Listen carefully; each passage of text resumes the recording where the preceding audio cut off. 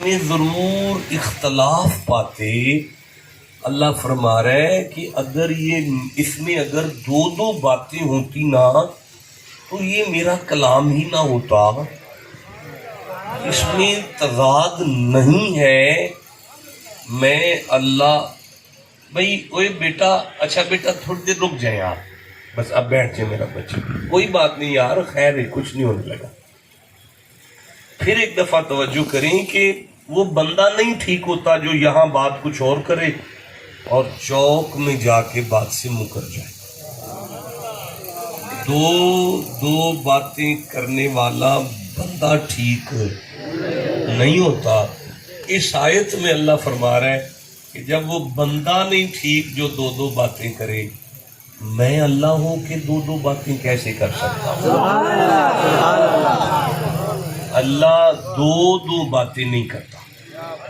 اللہ دو باتیں، اور اگر قرآن میں دو باتیں ہوں تو پھر یہ قرآن اللہ کا کلام نہیں ہے. بس آیت آپ تک پہنچ گئی ہے. میرا خیال ہے کہ پریفیس اپنی ذات میں کمپلیٹ ہے، تمہید پوری ہے. تقریر شروع کرنے کی کوشش کرنا چاہتا ہوں. ایک دفعہ پھر عرض کر دیتا ہوں کہ قرآن میں دو باتیں نہیں ہے. قرآن میں سارے بولو ذرا، قرآن میں دو باتیں نہیں ہیں. ویڈیو کیمرہ چل رہا ہے، میں سورہ الزمر کو دیکھ رہا ہوں. 39واں سورہ ہے، 44 نمبر آیت بالکل میری آنکھوں کے سامنے ہے. ارشاد ہو رہا ہے بسم اللہ الرحمن الرحیم قل اللہ الشفاعۃ جمیعا. محمد جی ما ینطق کی پاک زبان کھولو اور ان سے کہہ دو کہ کوئی نہیں بخشوا سکتا، بخشنے والا تو صرف اللہ ہے، شفاعت کا مالک صرف اللہ ہے، اللہ کے علاوہ کوئی بخشوا نہیں سکتا. لو جی، آپ سب کٹھے ہیں ایک فقیر کے عرس پر، اس لیے کٹھے ہیں کہ آپ کا ایمان یہ کہتا ہے کہ گناہ گار ہیں، یہ اللہ کا ولی ہماری بخشش کروائے گا. میں پاک پتن آتا ہوں اس لیے کہ میرا ایمان ہے کہ گناہ گار ہوں، پاک پتن کا تاجدار میری بخشش کروائے گا. کچھ لوگ قصور جاتے ہیں اس لیے کہ بلے شاہ قصور کا شہنشاہ ان کی بخشش کروائے گا. کچھ بندے مدینے جا رہے ہیں سبحان اللہ کہ مدینے والی سرکار ہماری بخشش کروائیں گے. رک جاؤ، سنو، ٹھہرو. اس آیت میں ارشاد ہو رہا ہے للہ شفاعت جمیعا، شفاعت کا حق صرف اللہ کے پاس ہے، کسی کے پاس ہے ہی نہیں، کوئی بخشوا سکتا ہی نہیں. یہ آیت ہے قرآن کی. میں پھر عرض کرتا ہوں، مجھے سورہ الکہف سامنے آ رہی ہے، یہ 18واں سورہ ہے اور ابھی میں 44ویں آیت کو لے رہا ہوں. ارشاد ہوتا ہے بسم اللہ الرحمن الرحیم ہنالک الولایۃ للہ الحق. دیکھو کوئی ولی نہیں ہے، صرف اللہ ولی ہے، اللہ کے علاوہ کوئی ولی نہیں ہے. بھئی میں کیسے آگے چلوں گا؟ یہ قرآن ہے اور اللہ فرما رہا ہے کہ اللہ کے علاوہ کوئی ولی نہیں ہے، صرف اللہ ولی ہے. دیکھیں میرے صاحبوں، میرے سرداروں، مجھے سورہ انعام سامنے آ رہا ہے، یہ 6واں سورہ ہے. میں 57 نمبر آیت کو لے رہا ہوں. اللہ فرما رہا ہے بسم اللہ الرحمن الرحیم ان الحکم الا للہ. سنو، کسی کا حکم نہیں ماننا، حکم تو صرف اللہ کا ہے، حکم تو صرف اللہ کا ہے، اللہ کے علاوہ کسی کا کوئی حکم نہیں ہے. میرا خیال ہے اس آیت پر میرا زیادہ زور نہیں لگے گا. یہ آیت تو آپ کو آپ کے ابا جی ہی صبح سمجھا لیں گے. جب صبح آپ کے والد صاحب کہیں گے نا اٹھ مجھا چو جا کے، بستر میں سے منہ نکال کے کہیے گا گجرانوالہ سے رات شاہ جی آئے تھے، انہوں نے آیت پڑھ کے بتایا ہے حکم صرف اللہ کا ہوتا ہے. ابا تم اللہ تے نہیں نا. اگر ابے کے ڈنڈوں میں زور ہوا ابا آیت کا اگلا ترجمہ خود سمجھا لے کہ تو سن کر کیا آیا ہے کہ قرآن کی حقیقت کیا ہے. دیکھیں میں عرض کر رہا ہوں، بہرحال آیت یہی کہہ رہی ہے کہ حکم صرف اللہ کا ہے، ولی صرف اللہ ہے، بخشنے والا صرف. بھئی یہ آواز آ جاتی تو میرا دل خوش ہوتا، صرف اللہ. دیکھیں میں عرض کرتا ہوں، مجھے سورہ عاشوراء سامنے آ رہی ہے، یہ 42واں سورہ ہے. میں ایک کم 50 نمبر آیت کو دیکھ رہا ہوں. ارشاد ہوتا ہے للہ ملک السماوات والارض یخلق ما یشاء اناثا ویہب لمن یشاء الذکور. دیکھو بیٹیاں بیٹے صرف اللہ دیتا ہے، اللہ کے علاوہ. حضور صاحب ٹھیک ہیں، طبیعت صحت مزاج آپ کی. بیٹیاں میں نے آپ کو ملا نہیں، مجھے میں نے دیکھا نہیں آپ کو. بھائی بیٹیاں بیٹے صرف اللہ دیتا ہے، اللہ کے علاوہ کوئی بیٹیاں بیٹے نہیں دے سکتا. بیٹیاں بیٹے صرف اللہ دیتا ہے. دیکھیں سورہ جن سامنے آ رہی ہے، 72 نمبر سورہ ہے اور 18 نمبر آیت ہے. اللہ فرماتا ہے بسم اللہ الرحمن الرحیم وَأَنَّ الْمَسَاجِدَ لِلَّهِ. مسجد صرف اللہ کی ہے.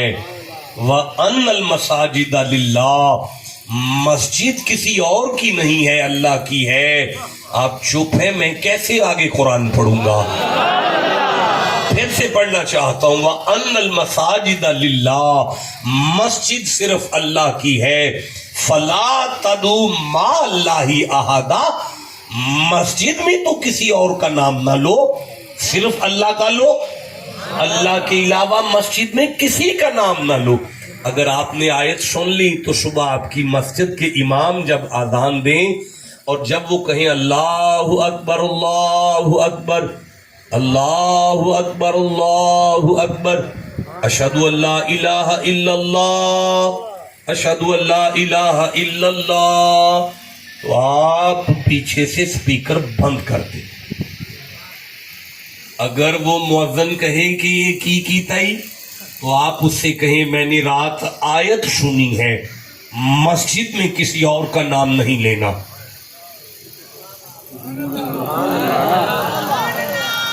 مسجد تو صرف اللہ کی ہے. فلا تدعوا مع اللہ احدا.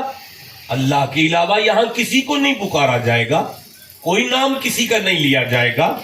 مسجد تو صرف اللہ کی ہے اور اللہ کے علاوہ تو کوئی بخشوا نہیں سکتا. تو آپ پاک پتن کیوں جا رہے ہیں؟ اللہ کے علاوہ تو ولی کوئی نہیں، تو آپ ولی کے عرس پر کیا لینے آ گئے ہیں؟ آپ ان کو ولی کیسے مان گئے ہیں؟ بھئی اللہ کے علاوہ تو کسی کا کوئی حکم نہیں ہے. آپ کی توجہ ہے، میں آگے پڑھنا چاہتا ہوں. بھئی مجھے سورہ الکہف کی 17 نمبر آیت سامنے آ رہی ہے مَن یَہْدِهِ اللَّهُ فَهُوَ الْمُہْتَدِی. ہدایت دینے والا صرف اللہ ہے، کوئی کسی کو ہدایت نہیں دے سکتا. الحمدللہ رب العالمین الرحمن الرحیم مالکی یوم الدین. قیامت کا مالک اللہ ہے. قیامت کسی کے باپ کی نہیں، اللہ کی ہے. مجھے مزہ آ رہا ہے. دیکھیں میں عرض کرنا چاہتا ہوں، مجھے سورہ بقر سامنے آ رہی ہے. بزرگ میرا سبق سن رہے ہیں. الذین ینقضون عہد اللہ من بعد میثاقہ. نہیں، میں اس سے پیچھے آیت پڑھتا ہوں. ان اللہ لا یستحی ان یضرب مثلا ما بعوضۃ فما فوقها فاما الذین آمنوا فیعلمون انہ الحق من ربہم واما الذین کفروا فیقولون ماذا اراد اللہ بہذا مثلا یضل بہ کثیرا. بھئی نہیں بیٹا، نہیں ادھر دیکھو یار، ادھر ادھر نہیں دیکھو میرے بچوں، میری طرف دیکھیں. یضل بہ کثیرا. رک جاؤ. اللہ فرما رہے کثرت سے قرآن کی تلاوت کے بعد بندوں کو قرآن گمراہ کرے گا. کثرت سے قرآن جب بندے پڑھیں گے تو بندوں کو قرآن گمراہ کرے گا. بندوں کو قرآن گمراہ کرے گا. پھر اللہ نے فرمایا وَيَهْدِي بِهِ كَثِيرًا. کثرت سے بندوں کو قرآن ہدایت دے گا. یا اللہ یہ گمراہ کنہیں کرے گا؟ فرمایا وما یضل بہ الا الفاسقین، فاسقوں کو، پیر بھائی فاسقوں کو پتہ یار میری مجبوری سمجھے، میں آپ کی ذرا بھی بے توجہی برداشت نہیں کر سکتا، یہ میری ایک مجبوری ہے۔ آپ ادھر ادھر دیکھتے ہیں میں مرنے والا ہو جاتا ہوں کہ میں کس سے بات کر رہا ہوں یار، ایک دفعہ سبحان اللہ کہہ لیجیے۔ ہم بات ایسے سنتے کیسے کرتے ہیں جیسے کوئی استاد بات کر رہا ہے اور ہم اس کی بات کو سن رہے ہیں، ویسے میں استاد تو نہیں ہوں، نالائق سا بندہ ہوں، لیکن آپ میری طرف دیکھیں گے تو میں آپ سے بات کر سکتا ہوں۔ پھر سے عرض کر رہا ہوں، مجھے پرواہ ہی نہیں ہے کہ آپ بور ہو جائیں، مجھے نہیں شعر آتے، مجھے نہیں واقعات آتے، میں کسے کہانیاں پڑھنے کا ممبر پر عادی نہیں ہوں، میرے تو ماں باپ دادا پردادا کے قصے نہیں ختم ہو سکتے اگر میں کسے پڑھنے پر آ جاؤں تو، بھائی میں اپنے بزرگوں کے قصے نہیں ختم کر سکتا اگر میں قصے پڑھنے پر آ جاؤں تو، لیکن میں آپ کا قصوں میں وقت ضائع نہیں کرنا چاہتا، میں نے جو آیت پڑھی ہے میں وہ آپ کے سینے تک لے کر آنا چاہتا ہوں۔ میرا جسم کانپ رہا ہے سفر کر کے، کپ کپی ہے، ڈائبٹیز ہے مجھے، لیکن میں کسی بات کی پرواہ نہیں کر رہا، میں آپ کی نوکری میں ہوں، آپ میری طرف توجہ کریں۔ کثرت سے بندے قرآن پڑھیں گے اور قرآن انہیں گمراہ کرے گا، اور کثرت سے بندے قرآن پڑھیں گے اور قرآن انہیں ہدایت دے گا۔ گمراہ کنہیں کرے گا؟ یضل بہ الا الفاسقین، فاسق قرآن نہ پڑھو، فاسقو قرآن نہ پڑھو، تم جتنا قرآن پڑھتے ہو تمہاری گمراہی بڑھتی ہے، قرآن تمہیں گمراہی دیتا ہے۔ اب میں کہوں کہ آپ کے بصیر پور میں سارے اہل حدیث فاسق ہے؟ نہیں کہوں گا۔ میں آپ سے کہوں آپ کے دیوبندی یا شیعہ یا فلانے فاسق ہے؟ نہیں، میں کسی کو فاسق نہیں کہہ رہا، بلکہ میں قرآن سے پوچھتا ہوں، سبحان اللہ، میں قرآن سے پوچھتا ہوں کہ قرآن فاسق کسے کہتا ہے؟ اللہ فرمایا الا الفاسقین الذین ینقضون عہد اللہ من بعد میثاقہ ویقطعون ما امر اللہ بہ ان یوصل وَيُفْسِدُونَ فِي الْأَرْضِ أُولَٰئِكَ هُمُ الْخَاسِرُونَ۔ اللہ فرماتا ہے، اب یہ میری ذمہ داری ہے جی، طالب علمانہ ذمہ داری ہے میری۔ اللہ فرماتا ہے جسے اپنے بزرگوں کی سمجھ نہ آئے وہ فاسق ہے،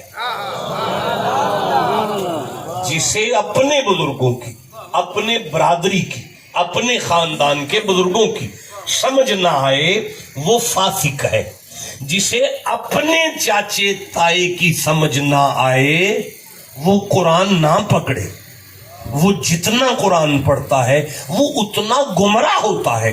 اب جسے اپنے باپے دادے کی سمجھ نہ آئے قرآن تو اسے گمراہ کرتا ہے، تو جسے بابا فرید کی سمجھ نہ آئے، آپ ٹھنڈا بولے ہیں جناب والا، نہیں مجھے مزہ آیا، یا مجھے ممبر سے چھڑا دیں یا بات کریں میرے ساتھ، میں کچھ عرض کرنا چاہتا ہوں۔ میں پھر کہتا ہوں قرآن اسے فاسق کہتا ہے جسے اپنے بزرگوں کی سمجھ نہ آئے، قرآن پڑھ کر اس کی گمراہی بڑھتی ہے، جسے اپنے بزرگوں کی سمجھ نہ آئے، یار جسے اپنے باپوں کا پتہ نہیں چل رہا قرآن تو اسے گمراہ کر دیتا ہے، تو جسے ہمارے ولیوں کی سمجھ نہ آئے قرآن اسے ہدایت کیسے دے گا؟ اب جسے سمجھ آئیے مردوں کی طرف سبحان اللہ کہو۔ اب پتا چلا میں یہ جتنی آیتیں پڑھ رہا ہوں اسے سمجھنے کے لیے بزرگوں کی خبر ہونا لازمی ہے۔ جسے بزرگوں کا نہیں پتا، جسے بابوں کا نہیں پتا، مجھے دکھ لگا آپ کے ٹھنڈے سبحان اللہ کہتے ہیں۔ اس جوانی کو آگ لگانی ہے جو قرآن کے لیے اینک پہن کر نہیں بول سکی، یارا کیا کر رہے ہو آپ سامنے بیٹھے؟ میں پھر عرض کرنا چاہتا ہوں جسے اپنے بزرگوں کی سمجھ نہیں آئی قرآن تو اسے گمراہ کر دیتا ہے، تو جسے پاک پتن والے فرید کی سمجھ نہ آئے، یا داتا علی حجویری کی سمجھ نہ آئے، یا بلے شاہ کی سمجھ نہ آئے، یا بابا سلطان العارفین کی سمجھ نہ آئے، یا غوث العظم کی سمجھ نہ آئے، قرآن اسے ہدایت کیسے دے گا؟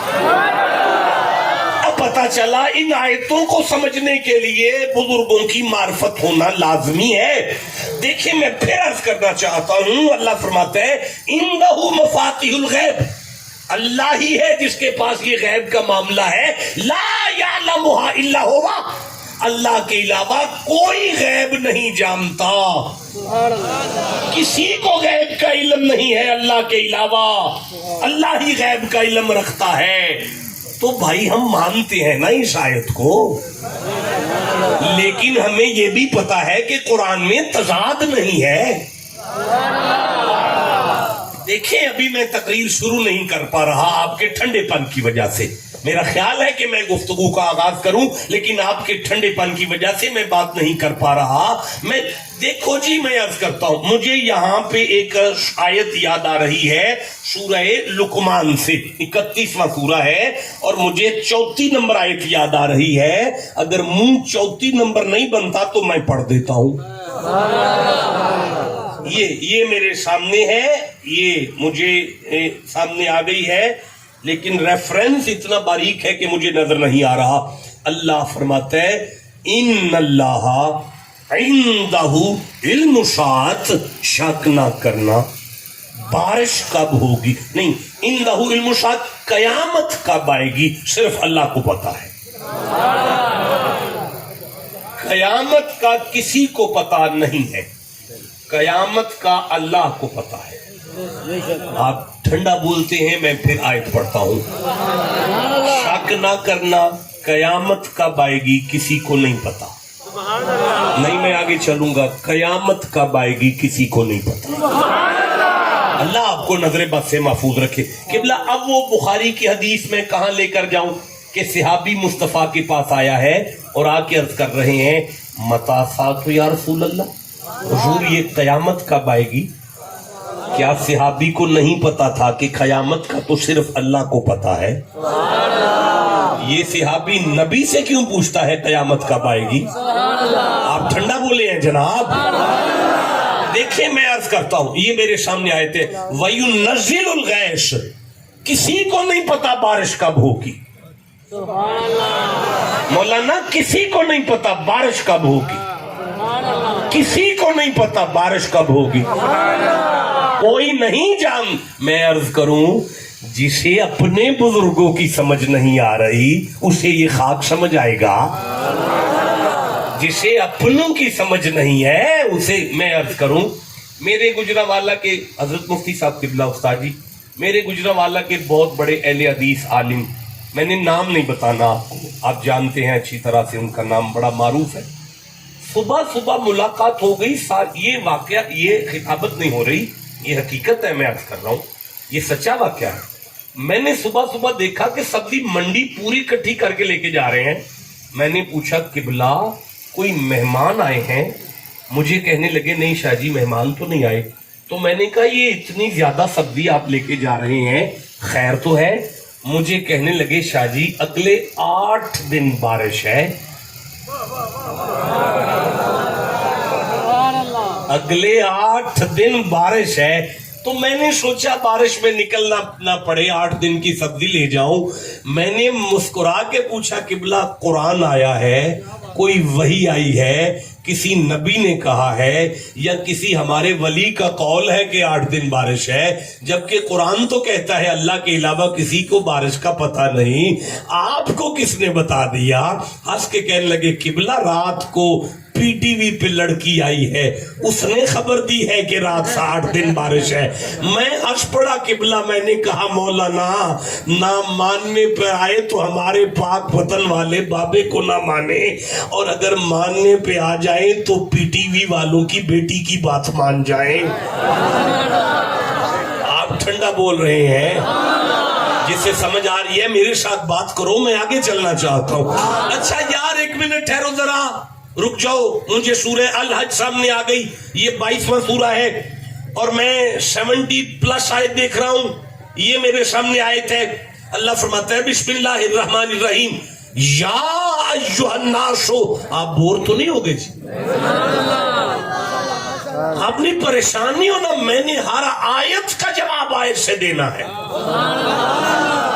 آپ ٹھنڈا بول رہے ہیں میرے سامنے, میں آپ کی عرض کر رہا ہوں. جب میں نے تقریر شروع کرنی ہے میں نے ہر آیت کا جواب آیت سے لینا ہے.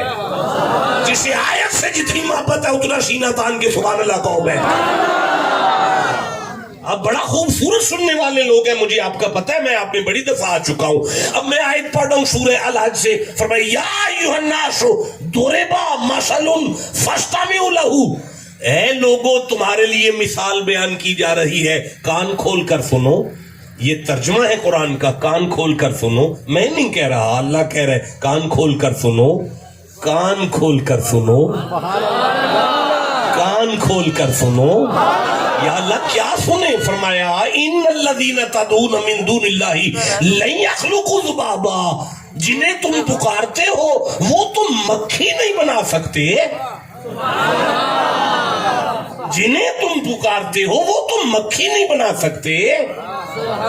دیکھیں میں نے ہر آیت کا جواب آیت سے لینا ہے. جسے قرآن سے جتنی محبت ہے اتنا سینہ تان کے سبحان اللہ. جنہیں تم اللہ کے علاوہ پکارتے ہو وہ تم مکھی نہیں بنا سکتے. اور آیت کہہ رہی ہے کہ اگر تمہارے وہ ان کے دسترخوان سے مکھی کوئی ٹکڑا اٹھا کر لے جائے تو وہ سارے جمع بھی ہو جائیں تو مکھی سے چاول کا دانہ نہیں چھین سکتے. مزہ آ رہا ہے. قبلہ جب میں نے پہلے دن اس آیت کا مطالعہ دیکھا تو یوٹیوب پر یہ آیت آئی، اس کی تلاوت آئی. تلاوت اس آیت کی تھی کہ وہ مکھی نہیں بنا سکتے. پیچھے دربار تھا داتا صاحب کا، پیچھے دربار تھا داتا صاحب کا، اور اوپر آیت چل رہی تھی یہ تم مکھی نہیں بنا سکتے. اب میں دکھاتا ہوں وہ کیا کیا بنا سکتے ہیں. نہیں آپ سننا چاہتے، میں کیسے بات آگے چلاؤں گا یار. اسے جتنی سمجھ آ رہی ہے اتنا سبحان اللہ کہو. دیکھیں افلا یتدبرون القرآن، اللہ فرماتا ہے یہ لوگ قرآن پہ غور نہیں کرتے. وَلَوْ كَانَ مِنْ عِنْدِ غَيْرِ اللَّهِ لَوَجَدُوا فِيهِ اخْتِلَافًا كَثِيرًا. اگر اس قرآن میں دو باتیں مل جائیں تو یہ تو قرآن میرا کلام ہی نہیں. اللہ دو باتیں نہیں کرتا. اچھا لو میرے سرداروں تو پھر سنو. یہ آیت ہے سورہ الزمر کی، 39واں سورہ ہے اور 44ویں آیت ہے. قُلِ اللَّهِ شَفَاعَةُ جَمِيعًا. مت جانا پاک پتن تمہیں کوئی بخشوا نہیں سکتا. مت جانا قصور تمہیں کوئی چھڑا نہیں سکتا. کسی ولی کے پاس مت جانا، کوئی نبی نہیں بخشوا سکتا. شفاعت کا حق صرف اللہ کا ہے. اب رک جاؤ ذرا، یہ سورہ نجم ہے 53 نمبر سورہ اور یہ 26 نمبر آیت ہے. بسم اللہ الرحمن الرحیم. وَكَمْ مِن مَلَكٍ فِي السَّمَاوَاتِ لَا تُغْنِي شَفَاعَتُهُمْ شَيْئًا إِلَّا مِن بَعْدِ أَن يَأْذَنَ اللَّهُ لِمَن يَشَاءُ وَيَرْضَىٰ. اللہ فرماتے ہیں مجھے میری عزت کی قسم کہ میں آسمان کے ملائکہ سے کہوں گا فرشتوں نیچے اترو، محمد کی امت کی